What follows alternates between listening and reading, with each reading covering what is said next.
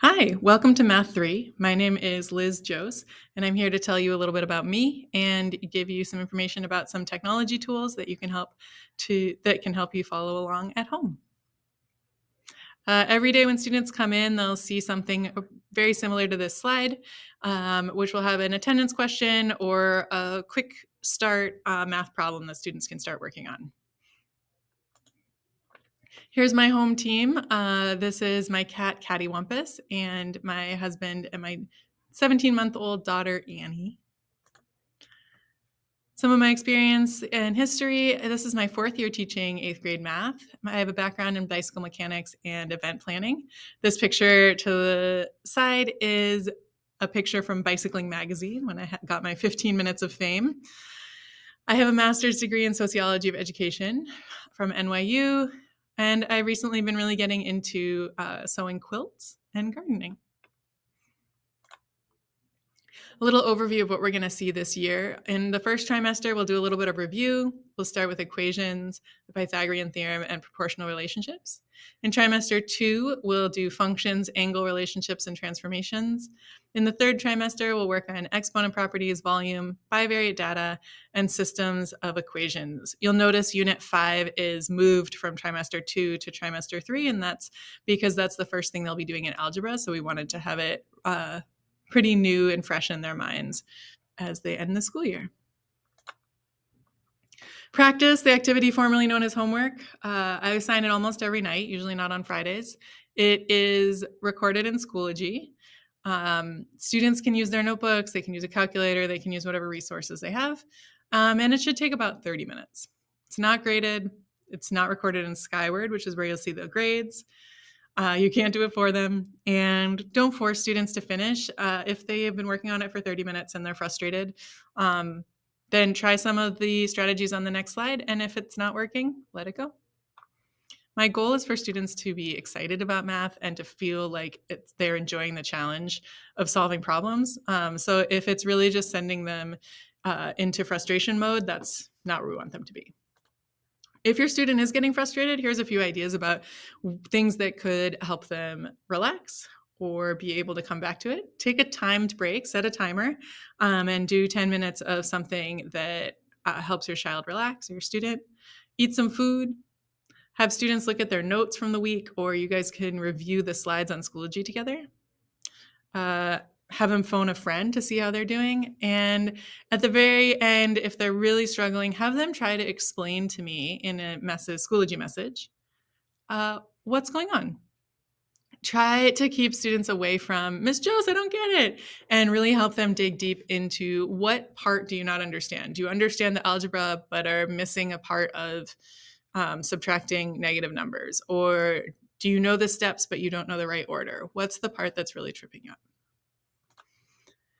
The technology we'll be using this year is a couple different things. I'm going to explain a few of them and then take you on a little tour. EdGems is an app on students' iPads. It includes our entire textbook.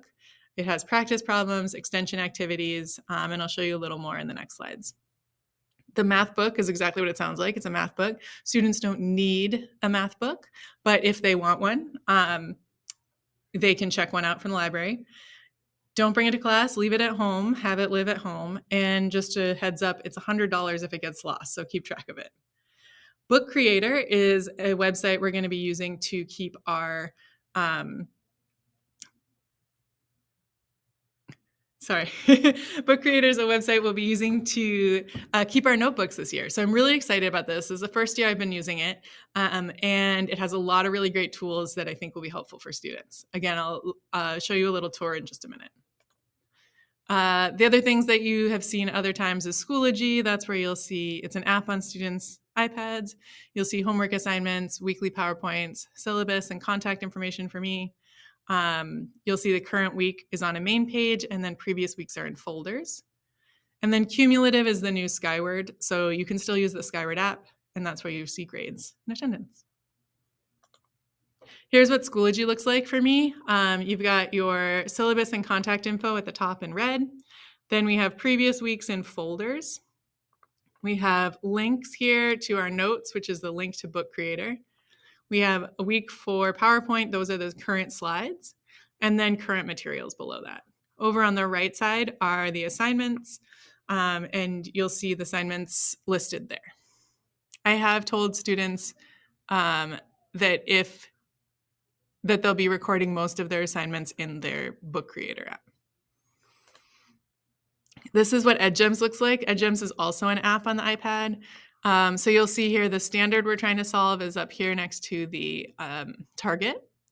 There's a textbook that says My Lesson. That's the textbook of the lesson that we're working on right now. The student gems are a really great place for students to do extra practice, and a great place for students to explore. The practice in the middle column, don't have students do that on their own. That's what they'll be doing in class with me.